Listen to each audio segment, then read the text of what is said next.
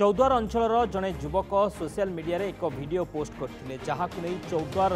मुसलमान साहिर पप्पू चांद नामक जड़े युवक चौद्वार मुंडमाल छकरे उन्मुत कांड घटाई गतकाली विलंबित राति एक गाड़ी सर्विसिंग सेंटर में पहुंची उन्मुत कांड घटाई चौद्वार थाना अभियोग होईछि। सर्विसिंग सेंटर मालिक प्रभात दास और तांको भाई प्रकाश थिबा बेले दुकान में पहुंची पप्पू वीडियो करिथिबा सनत कुमार पंडा को खोजिथिले। ताकू न पाई पप्पू और तार किछि सांग माने दुकान आगरे थिबा 3टी पिकअप और 4टी बाइक भांगी सर्विसिंग सेंटर मालिकों को गाड़ी गुलज करने सहित माड़ मारी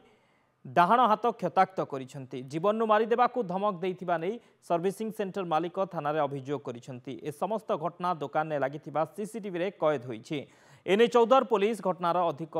तदंत चलाइछि। काली प्राय राति 10टा खंडे हम से पप्पू चांद चिकेन से आसिक खोजला सोनिया पंडा नामक जन व्यक्ति खोजला से आम ये ड्यूटी करनी आम मना करदेलु से पात्र संजय बुझाबुझी कले विदा कले कहले ना से ये काली सकाल हम बुझिया पलैला पलैला आसला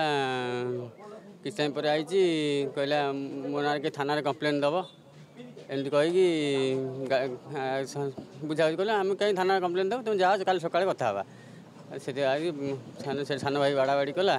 मत भी बाड़ा बाड़ी करके काच फाच गाड़ी में भांगी देछि आसिक एमती बाड़ा बाड़ी करके फायरिंग कले आम तो भयभीत होगी घर पशिलु आम घर भितर भी से माने होची ये कर मत पेली पाली देकी भाषा आभाषा नहीं कि लगेगी कहले पिलाटा को बेचारा बाड़े दरमरा कर एमती एमती करें आम रही केमी एठी।